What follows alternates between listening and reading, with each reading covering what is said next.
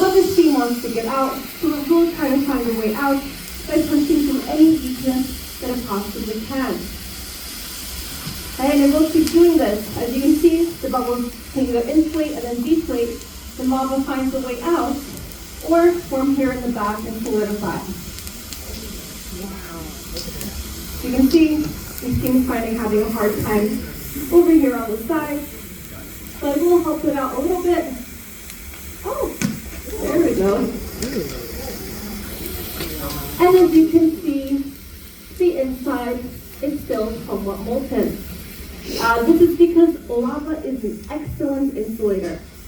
When it starts to solidify, it's going to keep that heat trapped inside. In fact, oops, very sticky, I can actually get underneath here and let the lava from underneath out. Again, because it's a great insulator, lava will keep that heat in. So I can still make some pellet hairs, but you'll notice they're not as fluid anymore. They're kind of sticky. They're called being viscous. They're becoming resistant to flow and make it much, much harder for me to lift up and help them fall down. Okay, and that's what happens. As lava cools, it doesn't go straight from liquid to solid. It goes to these like intermediate sticky-like texture until it is so sticky and viscous it becomes solid, and then we can't move it anymore. Now, let's go over here where you can hear it's quite solid.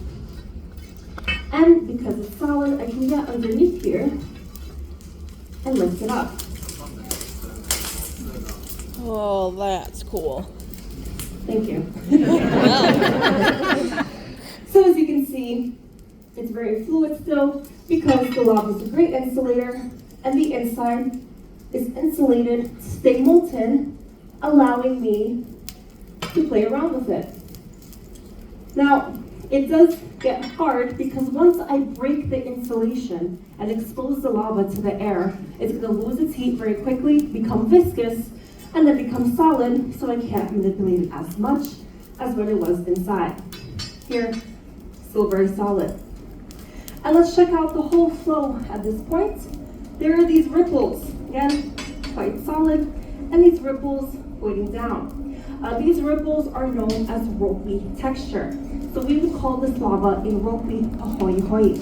Basically, all the elements, the lava is cooling very quickly, becoming solid, insulating the inside. That inside is dragging the cooling outside until it is too solid to move, and that drag is preserved in these ropes. This is very useful because it does tell us the direction of the flow of the lava. You can even see that right now. As lava flows down, the ripples point down. Now I do hear some cracks on the slide, so that is my cue to put on my safety grates. Okay, so with the cracking, what you hear is the lava contracting as it cools, meaning it's becoming smaller. And because it's becoming smaller, it's sending off pieces of lava flying around. Especially towards me because I am right next to it. So to protect myself, I do put on these grates. Now right now the cracking is pretty quiet. It's getting a little bit louder, but during the show you will definitely notice it. It's going to be very loud. Don't worry, that is absolutely normal.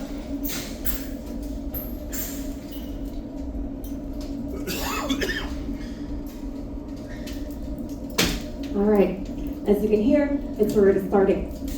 Now, lava is very loud in nature. If you ever do hear it out in nature, it does sound like a bunch of waves breaking on a shoreline. But here, you're just gonna hear cracking. Okay, so, reminder, the lava came in at 1,100 degrees Celsius or 2,000 Fahrenheit. Where I dropped the ice, it's a very cool 475 Celsius, 888 Fahrenheit. This bubble right here, a little hotter at 490 degrees Celsius, 914 Fahrenheit. But if I move this, like glass. Ah, yes, I hear glass. Remember that for later. Now, I just moved the thin, broken glass on the outside, and it's now 687 degrees Celsius, 1,269 Fahrenheit. So even though that bubble on the outside was broken, those pieces were still shielding that heat inside and keeping it 200 degrees hotter. How hot? I'm going to show you with this piece of paper I have in my pocket. I'm going to drop it in here. And I present to you a homemade lava lamp. Thank you for laughing. So yeah, lava is hot. It is going to ignite everything that it possibly can if it's in its path. Unfortunately, here in Iceland, that is usually the moss being set on fire. Because as the lava is flowing, you will sometimes notice fires or smoke on the sides and the fronts of the flow based on any boundaries. Yeah, lava's hot. Who would have thought? So, someone before mentioned what that sounds like. Glass. Glass. Glass, You are yeah. absolutely correct. It sounds like glass because I am breaking glass.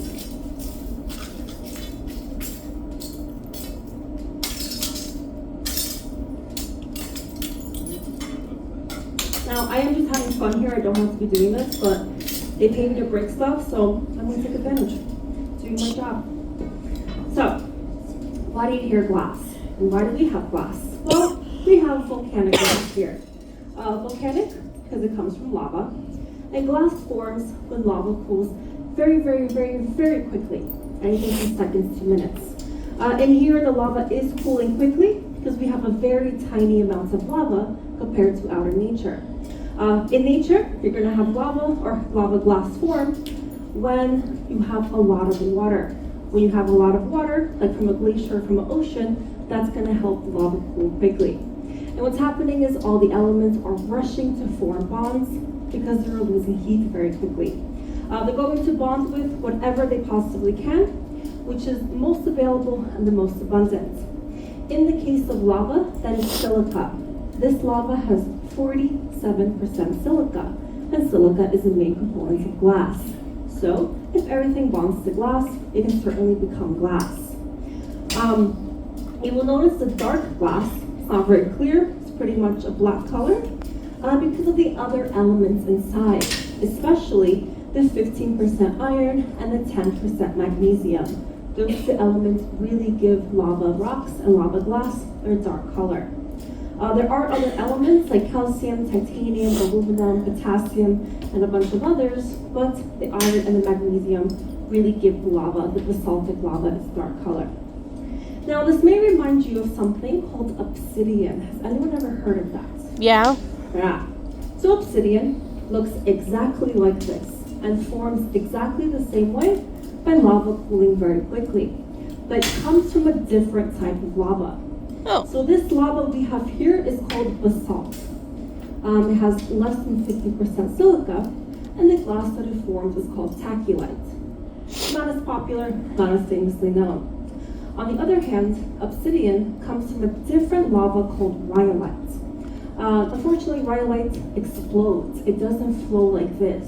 So if we did try to put rhyolite in here, we would not leave. So we cannot make obsidian here because, again, the lava is very explosive, doesn't want to flow because of its much, much higher silica content. It has between 70 to 90% silica. And because of that much higher silica content, it is much, much stronger. So you can shape it into all sorts of things like tools and weapons, but this stuff, not so much. You'll see, you saw how easily I broke up those bubbles. Obsidian wouldn't be that easy. Now I do want to bring your attention here to the bridge that I made earlier. This one, when I lifted it up, it was solid on the outside, molten on the inside. Again, lava is a great insulator. You will leave remembering this. I promise you. To give you some numbers, when the lava leaves its source, or its volcano, for example, the lava is losing 100 degrees Celsius per kilometer that it travels. But once you have the solid outside crust form, the inside is only losing 1 degree Celsius. So that lava inside is going to flow much, much further for much, much longer. and it's gonna keep flowing until there's no more lava left. Let's say the eruption ends. At that point, we're just left behind with the empty kind of outside lava crust, which we call a lava tunnel or a lava tube. So you can find these all around Iceland. You will only have this with lava flows that flow like this, from basalt, for example, on the opposite of explosive eruptions. And also, if you ever have flowing eruption or an effusive eruption, during the beginning of it, you can absolutely see lava flowing on the surface of the earth. So once that cools down and the power of the volcano calms down, you actually will not see lava on the surface anymore. All that lava now is flowing through lava tunnels underneath, so there's not much to see during active eruptions even. But geologists love these, of course. In 2023, a group of geologists went out to the 2021 Fagavitskan eruption site. You heard about it in the video. So they went 2 years later, and there was no molten lava inside of these kilometers long, meter-high lava tubes, or lava tunnels. But when they took the temperature inside, even 2 years later, it was still up to 600 degrees Celsius inside. That's about 1,100 Fahrenheit. So you can see how well the lava holds that heat in. So do be careful if you visit any of these eruption sites, because lava holds heat in, and as you can hear, it cracks. It's gonna crack out in nature as well. So you may step on the crack of a lava tunnel's roof, fall in, and be exposed to much higher temperatures, and of course, you do not want that. Now, before I mention that taculite, or the glass that we have here, is not very strong, let's test this theory some more. I barely had to lift that up, and it started to crumble, showing you that once that stickiness, that viscous texture inside cools down, I can break it up very, very easily. Okay? Now you notice the lava's glow has died down. We have a black lava mostly, with some glow and some crevices. That's because of its temperature. Lava below 600 degrees Celsius or 1,100 Fahrenheit will not glow anymore. If it's above 600, it will glow. So to show you how great of an insulator lava is, I present to you a medium rare piece of lava. It's a nice outside dark crust, indicating that it is below 600 degrees. And the inside is glowing, showing us that the lava insulated the inside and keeping it above 600 degrees.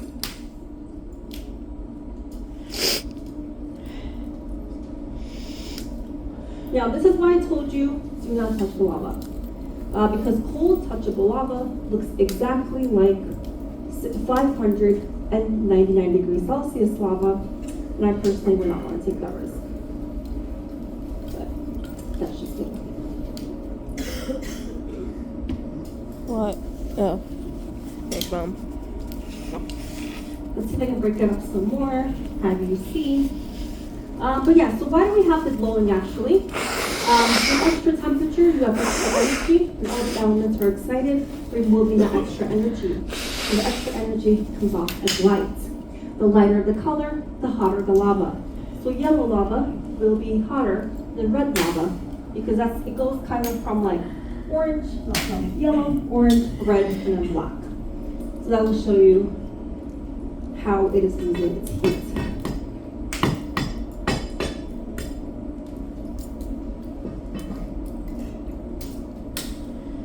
Just so you can appreciate the glow once again without me talking, I'm just going to walk around again.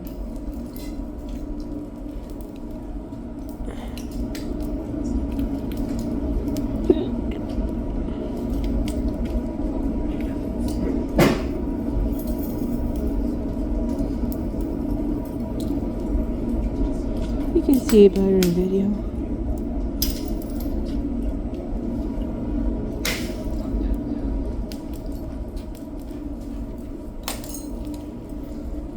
Sounds like shattering glass.